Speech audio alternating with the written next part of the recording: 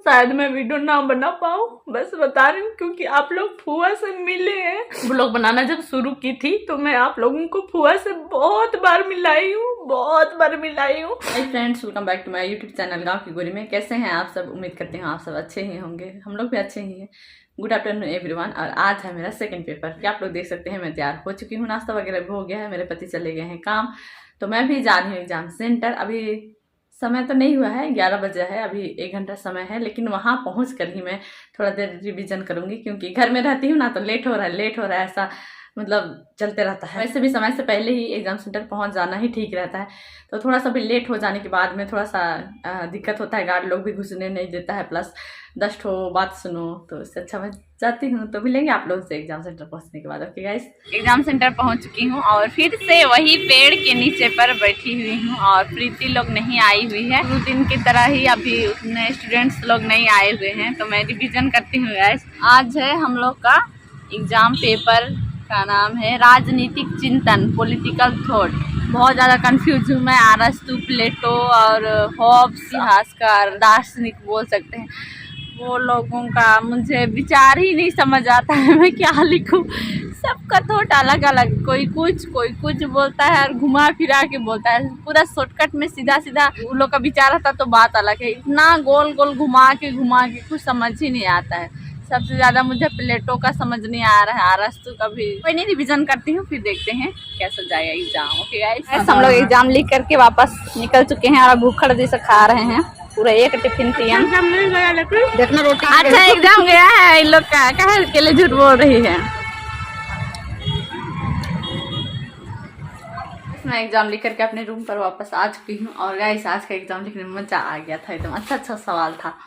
और हाँ, 5 नंबर वाला ऑब्जेक्टिव में से एक तो मैं गलत लिख आई हूँ क्योंकि इसका आंसर मुझे नहीं पता था। तो गाइस आप लोगों से मैं क्वेश्चन शेयर करती हूँ ताकि जो कोई अगर पीजी मेरे जो नीचे बैच में है, सेमेस्टर 2 में है, उन लोग अगर मेरे ब्लॉग वीडियो देखते हैं तो वो लोग को पता होना चाहिए कि कैसा सवाल आया था सेमेस्टर 3 में। तो जो 2 में है वो लोगों के लिए तो कम से कम मददगार ही होगा। पहली बात तो बता दूं कि आज क्या चीज़ का एग्जाम था। सुबह बताई थी ना, पॉलिटिकल थॉट का बोल के पेपर था हम लोग का 303 पॉलिटिकल थॉट। तो उसमें ऑब्जेक्टिव क्वेश्चंस में से पहला सवाल था रिपब्लिक पुस्तक के रचनाकार कौन है। तो इसका आंसर मैं सही दी हूँ, प्लेटो। और फिर दूसरा सवाल था लेवियाथन के लेखक कौन है, तो आंसर भी मैं सही की हूँ, हॉब्स। और तीसरा था द प्रिंस के लेखक कौन है, तो इसका भी आंसर मैं सही की हूँ, मैकियावेली। और इसका आंसर मैं गलत की हूँ, जो नेक्स्ट मैं पढ़ने जा रही हूँ। अधिकतम व्यक्तियों का अधिकतम कल्याण किसका सिद्धांत है, तो मैं यहाँ रूसो लिख करके आई हूँ, लेकिन बेंथम होगा। नेक्स्ट सवाल है हिंद स्वराज के लेखक कौन है, तो इसमें महात्मा गांधी लिख करके आई हूँ, पता नहीं सही होगा कि नहीं, आप लोग कमेंट करके जरूर बताइएगा जिसको आंसर पता है। आगे फिर 5 नंबर के लिए दूसरा क्वेश्चन था कौटिल्य के मंडल सिद्धांत का संक्षिप्त में वर्णन करें।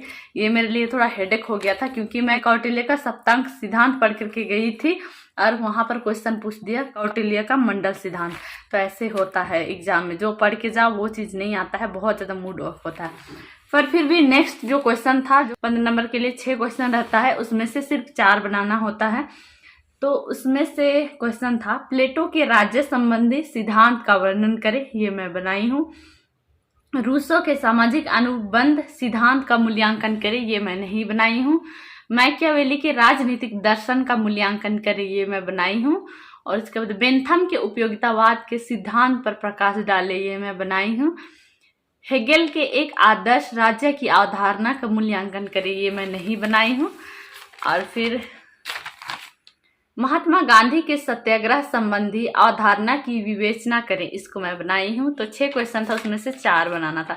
अच्छा ही लगा था लिखने भी। एक बार मैं कंफ्यूज हो गई थी क्वेश्चन देख के, फिर मैं कम से कम आधा घंटा जैसे सोच रही थी कि क्या लिखूं क्या नहीं। बेंथम वाला सब में मैं कंफ्यूज हो गई थी, बेंथम और मैकियावेली वाला में, कि वो लोग का क्या सिद्धांत था, बहुत सोच रही थी। फिर मुझे याद आ गया, फिर तो जो पेन चालू हुआ धड़ाधड़ लिखते गए। अब देखते हैं रिजल्ट कैसे आता है। ऐसे तो अपने हिसाब से मैं अपना लैंग्वेज में लिखी हूँ, मतलब क्या बोलते हैं, अपने शब्दों में उसको व्याख्या करने का, उसको अपने शब्दों में लिखने का प्रयास की हूँ। पूरा किताबी लैंग्वेज में तो मैं नहीं लिख पाती हूँ, लेकिन अपने शब्दों में लिखी हूँ। तो देखते हैं नंबर कितना आता है, वो तो मुझे नहीं पता, पर आज के एग्जाम लिख करके दिल खुश हो गया। फिलहाल मैं रेस्ट करती हूँ और वीडियो थोड़ा सा एडिट कर लेती हूँ, क्योंकि मैं वीडियो कल भी नहीं अपलोड की हूँ। आज कोशिश करूंगी अपलोड करने के लिए। वो भी मुंडारी में ब्लॉग वीडियो शूट की हूँ, उसका हिंदी में ट्रांसलेट करके वहाँ ऊपर स्क्रीन में देने की वजह से मेरा लेट हो रहा है। तो वो मैं करती हूँ, उसके बाद में आप लोगों से मिलेंगे थोड़ी देर में, शायद तब तक मेरे पति भी आ जाए। और खाना वगैरह तो अभी खाने का मुझे मन नहीं कर रहा है, क्योंकि वहाँ पर रोटी पराठा वगैरह खा के ठूस ठूस करके खा के आए हैं, तो मन नहीं कर रहा है। दीदी लोग को भी फ़ोन कर लेते हैं, वो लोग बस से गई है, पता नहीं पहुँची कि नहीं। ओके गाइस, तो मिलते हैं आप लोगों से तुरंत। एक ही पल में क्या से क्या हो जाता है, कुछ समझ नहीं आता है, और किसी को नहीं पता रहता है कि कब क्या हो जाए। अभी थोड़ा देर पहले ही मैं उछल रही थी कि मेरा एग्जाम आज अच्छा गया है, मैं ऐसा लिखी हूँ बोल करके मैं आप लोगों के साथ में शेयर कर रही थी। और थोड़ा देर मैं फ़ोन ऑफ करी कि मैं बोली आप लोगों से थोड़ा देर बाद मिलती हूँ।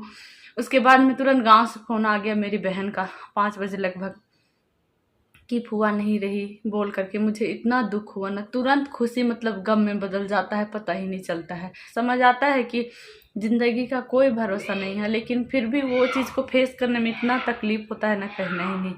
तुरंत जो मैं खुश थी, कितना उछल रही थी, एग्जाम अच्छा गया। अभी मेरा फिर 2 पेपर अभी भी बाकी है, और बीच में फुआ हम लोग को छोड़ करके हमेशा के लिए चली गई। तो इतना दुख हो रहा है ना, इतना मतलब भारी सा लग रहा है, इतना मतलब ऐसा लग रहा है ना कि कोई हमको मार दिया टाइप से, एकदम अजीब सा फील हो रहा है। जिंदगी में सुख दुख तो आता है, लेकिन हम लोग तो इतना जल्दी जल्दी हमारे घर में हम लोग फेस कर रहे हैं। पहले दादू चले गए, फिर मेरे पापा, फिर अभी फुआ, ऐसा करते करते मतलब सबको हम लोग खोते जा रहे हैं। जो मेरे पेरेंट्स है, जो मेरे गार्जियन है, उन लोगों को मैं धीरे धीरे खोते जा रही हूँ। तो मुझे एकदम अजीब सा लग रहा है, पता नहीं मेरा परिवार कैसा है, क्यों ऐसा हो रहा है, मुझे कुछ समझ नहीं आता। धीरे धीरे करके सब हम लोग को छोड़ करके जा रहे हैं। आप लोगों को पता ही था, मैं ब्लॉग वगैरह में दिखाती थी कि वो ब्रेस्ट कैंसर था। जब हम लोग रिम्स ले गए थे तब पता चला था, और फिर प्राइवेट वगैरह में तो पैसा उतना हम लोग के पास है नहीं कि हम लोग ले जाए, तो रिम्स ले गए थे। वहाँ 1 दिन ही कीमो सेशन हुआ था, कीमोथेरेपी बोलते हैं, 1 ही दिन हुआ था। फिर फुआ लोग को घर भेज दिया गया था कि आप लोग 10 दिन में फिर आइएगा, ऐसा करके। तो फिर ना दोबारा फुआ ना जानने नहीं खोजी, बोली नहीं जाएंगे, अब जो भी होगा घर में ही होगा, और देसी दवाई ही चलाएंगे बोली। और ना वो नहीं गई, दोबारा जाने नहीं खोजी। तो मेरी मछली चाची लोग नहीं ले गई, और देसी दवाई कर रही थी। देसी दवाई करके थोड़ा सा घाव सूख रहा था, लेकिन वो तो ब्रेस्ट कैंसर है ना, कैंसर मतलब आप लोगों को समझ आता ही होगा। तो फिर फुआ नहीं जाने खोजी, तो चाची लोग भी नहीं ले गई। तो फिर आज शाम 5 बजे फुआ डेट कर गई। मुझे बिल्कुल भी अच्छा नहीं लग रहा है, रोऊं कि ना रोऊं मुझे कुछ समझ नहीं आ रहा है। अगर रोने से वापस आएगी तो मैं जोर जोर से रोऊं और फुआ को वापस बुला लूँ जैसा लग रहा है, क्योंकि फुआ का अभी मरने का तो उम्र नहीं था, क्योंकि उतना भी फुआ का एज नहीं हुआ था कि वो मर जाए, लेकिन उसको एक बीमारी ने जकड़ लिया। उसके वजह से फुआ आज हम लोग के बीच में नहीं है। लोग वगैरह कुछ भी बनाने का मन नहीं कर रहा है, बस जस्ट फॉर इन्फॉर्मेशन ये लोग डाल रही हूँ। तो आप लोग प्लीज़ गलत कमेंट मत कीजिएगा, और मुझे सांत्वना दीजिए। मुझे सांत्वना का बहुत ज़रूरत है, क्योंकि मेरा परीक्षा चल रहा है। ऐसे टेंशन में तो पढ़ा भी नहीं जाता है। घर का स्थिति देखकर मुझे कभी कभी बहुत ज़्यादा रोना आता है। मेरी माँ लोग भी बहुत ज़्यादा पीना खाना करती है, मना करते हैं, लेकिन वो लोग नहीं सुनती है। ऐसा पीने खाने की वजह से एक दिन माँ भी हम लोग को छोड़कर चली जाएगी, क्योंकि माँ को सामने से देखते हैं ना, तो लगता है कि इतना डर लगता है उसको देख करके। पी करके इतना शरीर पूरा सुखाली है, और मना करते हैं गाइस बहुत, लेकिन नहीं सुनती है। और बोलती है कि अब तो बुढ़िया हो गए, तो अभी नहीं पिएंगे तो कब पिएंगे टाइप से हो जाता है, और बहुत बुरा फील होता है गाइस। एक तो पापा भी चले गए, अब तो फुआ भी, दादू भी गए।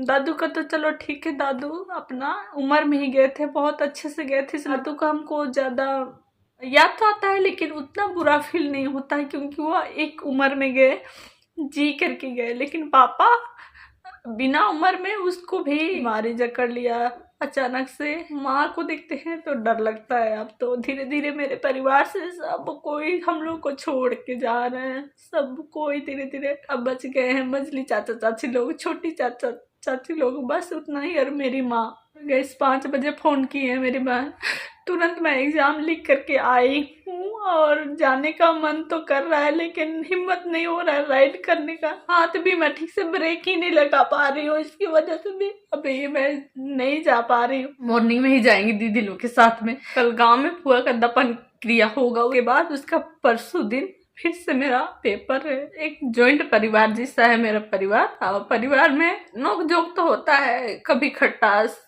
कभी मिठास होता है सबके परिवार। मेरा परिवार जॉइंट फैमिली जैसा है, अलग चूल्हा चौका होते हुए भी मेरा परिवार जॉइंट परिवार है। तो कभी कभी अनबन होता है किसी किसी से, लेकिन फिर वो तुरंत ठीक भी हो जाता है। सबके साथ यादें जुड़ी हुई है गाइस, और कोई ऐसा हो जाता है ना तो उसका बहुत याद आता है। हमेशा रिश्ता तो अच्छा नहीं भी रहता है, कभी कभी रिश्ता बहुत अच्छा रहता है, सब लोग अच्छे से ही रहते हैं। कभी कभी रिश्ता अच्छा नहीं भी रहता है, लेकिन इस तरह से हमेशा के लिए कोई छोड़ के चला जाता है अपना, तो फिर बहुत तकलीफ होता है। और वैसे तो फुआ के साथ हम लोग का रिश्ता तो अच्छा ही था, फुआ के साथ तो कभी भी मेरा रिश्ता खट्टा नहीं हुआ है, इसीलिए बहुत याद आ रहा है। आप लोगों को बस बता दे रही हूँ कि अब फुआ हम लोग को छोड़ करके हमेशा के लिए चली गई है। शायद मैं वीडियो ना बना पाऊँ, बस बता रही हूँ क्योंकि आप लोग फुआ से मिले हैं। लोग बनाना जब शुरू की थी तो मैं आप लोगों को फुआ से बहुत बार मिलाई हूँ, बहुत बार मिलाई हूँ। अब तो हम लोग को छोड़ के चली गई, मैं नहीं मिला पाऊंगी आप लोगों से। तो आप लोग देख के ही थे, जो कि डंडा से चलती थी, और शुरू से ही मैं फुआ के साथ में गांव जाती थी तो वीडियो वगैरह बनाती थी। तो याद आ रहा है बहुत ज्यादा, और तबीयत खराब था तब मैं नहीं मिला पाई क्योंकि फुआ एडमिट थी, और मिलाई थी एक बार शायद। तो गाइस आप लोग प्रे कीजिए कि फुआ का आत्मा को शांति मिले, और फुआ जहाँ कहीं भी रहे खुश रहे, अच्छे से रहे। आई होप कि फुआ स्वर्ग ही जाए और अच्छे से रहे। आप लोग दुआ कीजिएगा जरूर कि फुआ का आत्मा को शांति मिले।